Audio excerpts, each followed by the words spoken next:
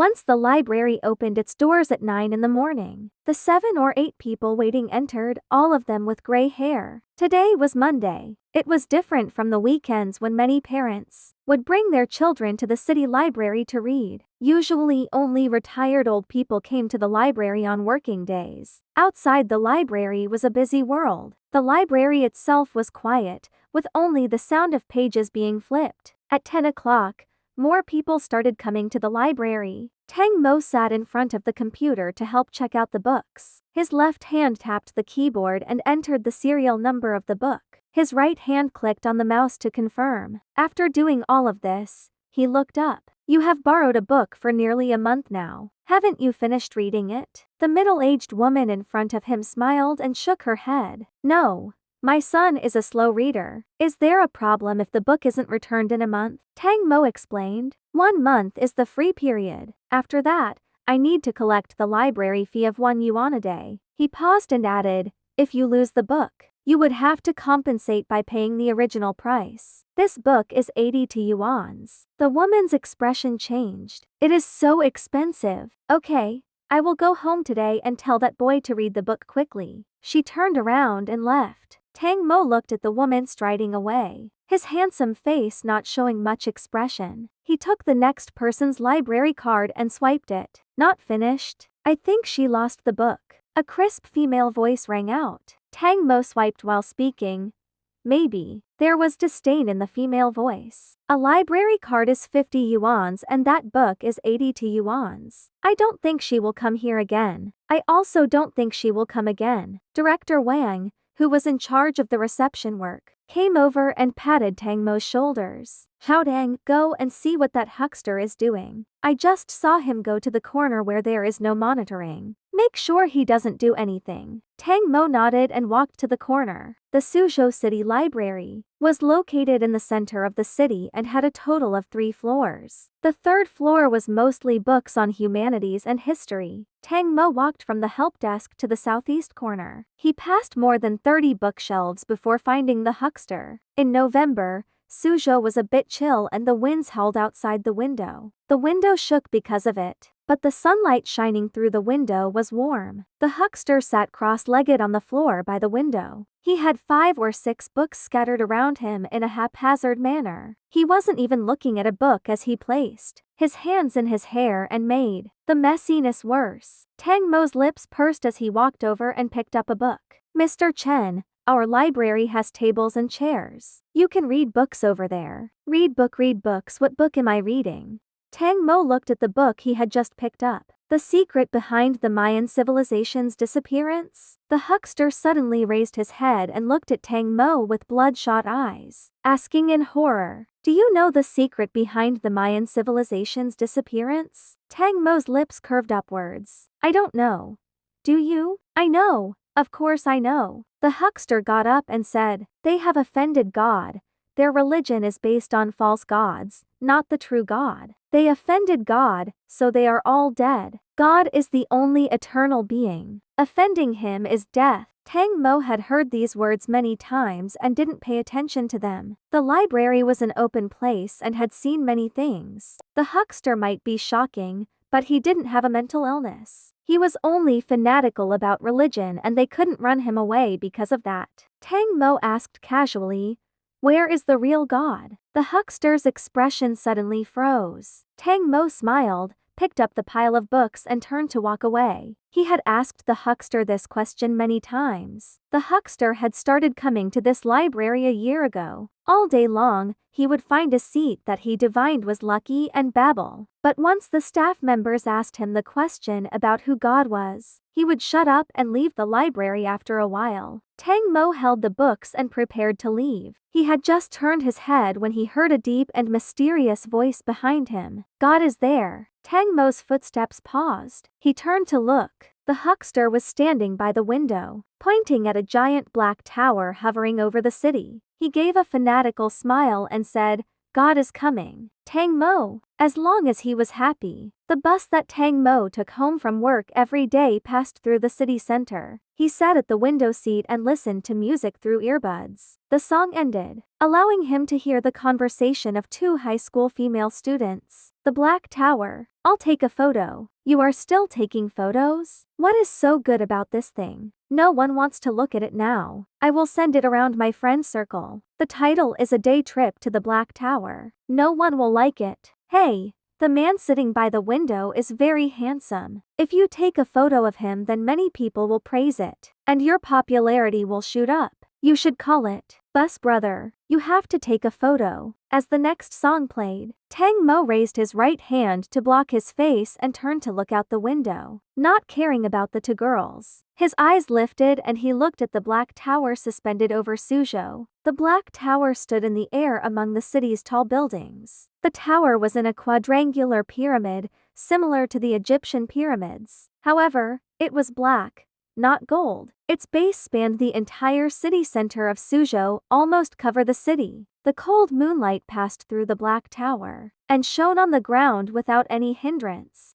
6 months ago, the tower suddenly appeared in the center of Suzhou. Tang Mo had headed to the library for work. He had hastily left in the morning without watching the news. But once he was on the streets, all of Suzhou was abuzz. The buses couldn't be seen and the taxis wouldn't stop. All the cars were driving to the city center in a frenzy. Tang Mo had just woken up and couldn't figure things out. Then he looked up and saw the huge Black Tower. All of his sleepiness disappeared in an instant. Tang Mo almost thought it was 2012, and this was the end of the world. How could there be such a big thing? He didn't see it when he got off work last night. How could it suddenly appear here? At first, Tang Mo thought it was something the country constructed. People on the internet often boasted that the country's infrastructure was very good. They could build an overpass overnight, making the foreigners feel envy. He didn't realize until he finally got a taxi and arrived in the city center. Looking up with the crowd, the tower was actually completely suspended in midair. Completely suspended, at least 100 meters from the ground. How could humans make a castle in the air? The big LED screen in the city center broadcasted the news. At 8 o'clock in the morning, 1,021 strange towers appeared in our major cities and seas. It is also reported that at the same time, the Black Towers appeared on a large scale around the world. Please don't panic. The country has set up relevant departments to investigate this Black Tower incident. We invited Professor Luo of the Physics Department of Peking University to explain the issues related to the Black Tower incident. We are now connected with Professor Luo. World and day. Everyone panicked. Tang Mo couldn't go to work for 2 days. Many people drove to the countryside, trying to get as far away from the Black Tower as possible. However, the state maintained a very good social organization. 3 days later, Tang Mo received a notice to return to work. After a week, many people came back after seeing that the Black Tower showed no movements. Now it was 6 months later and the Black Towers had become tourist attractions. In the first few months, people wearing white research uniforms came to the bottom of the Black Tower every day. They moved some large instruments and checked for unknown things. Now they only came to check once every 3 days, and the stores near the Black Tower resumed their operations. Tang Mo supported his chin with a hand and looked calmly at the Black Tower. The bus turned a corner, leaving the Black Tower behind. It was no longer visible. That evening, Tang Mo casually ate a meal before opening his computer and logging into QQ. Then a chat box popped up. Victor, I'm sorry. I've been busy these days and might not have time to play together. Tang Mo looked at the chat window. The news he sent last week only got a reply today. It seemed he really was very busy. Grinding sugar. Never mind. We will play together when you are free. After sending the message, Tang Mo opened the bridge game software. But at this time, Victor actually came online and replied quickly. Victor, come play a game. I have a little bit of time. Grinding sugar.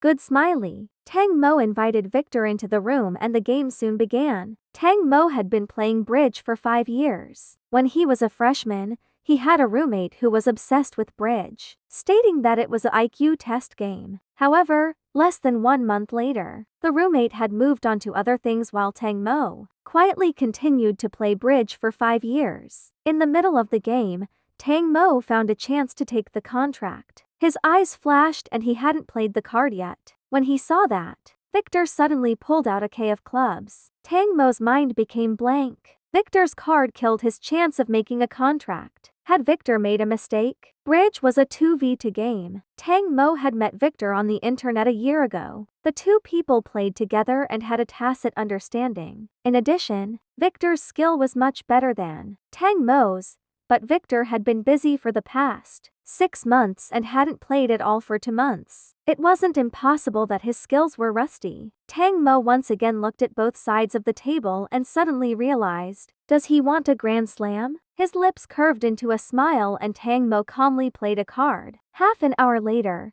the game ended and Tang Mo opened QQ. Grinding sugar. GJ. You are just as good as before. Victor. GJ. Grinding sugar. Smiley. Victor didn't answer for a long time. Tang Mo guessed he was busy and didn't send another message. Instead, he opened another game of bridge. When he came back, he saw that Victor had sent a message. I remember you once said that there is a black tower next to where you work? Grinding sugar. Yes, it is around 200 meters away. What's wrong, Victor? Recently, it seems like there may be some problems. Tang Mo saw this sentence and suddenly remembered the huckster, pointing to the black tower and saying, God is coming. Victor and the huckster. Tang Mo couldn't help laughing. He laughed for a long time before sending a message back.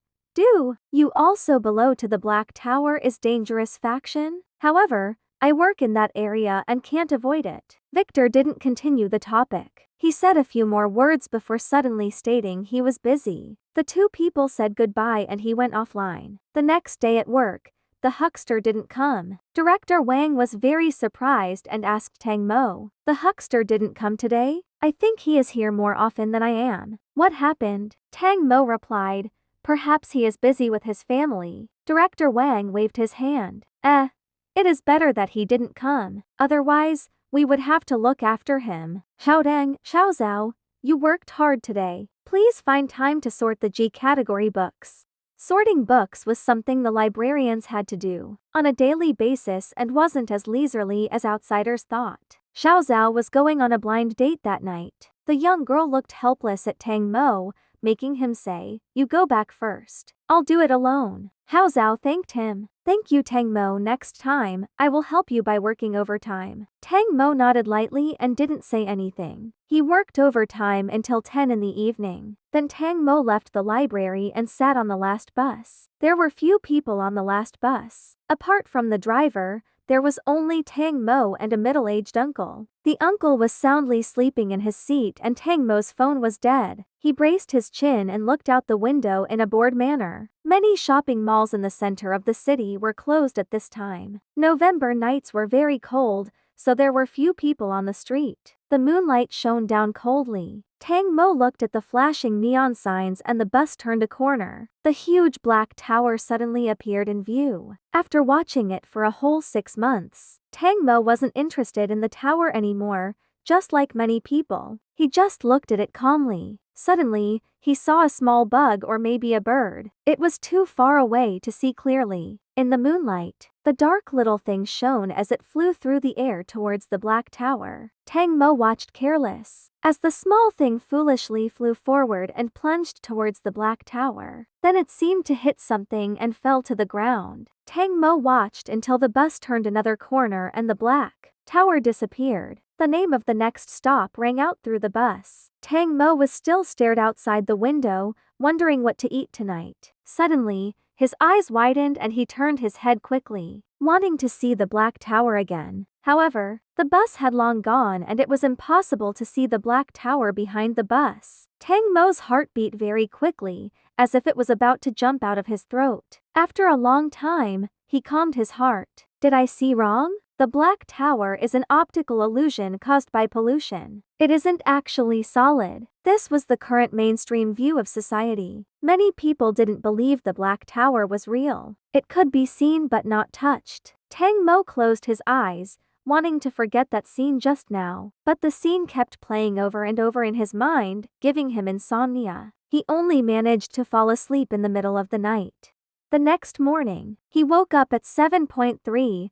Tang Mo hurriedly got up and brushed his teeth. He had to catch the 8 o'clock bus. He dressed quickly, picked up his backpack and left. The the moment his hand had touched the doorknob, a melodious music was suddenly heard. Jingle bell, jingle bell, jingle bells. Tang Mo was startled and turned his head, but he couldn't find the source of the sound in the room. The song Jingle Bells kept playing. There were no lyrics, but everyone knew the song. Tang Mo listened carefully and couldn't find the source. It seemed to be coming from all directions. The next moment, Tang Mo's body froze. He ran at a speed he never achieved before to the window and looked at the distant giant tower in the center of Suzhou. Colorful lights were flashing from the tower, and the melody of the song was constantly changing. Once the last note fell, the lights disappeared and everything became dark again. A childlike voice spoke afterwards, in the unique high-pitched, sharp and loud tone of a child. Ding dong. November 15, 2017.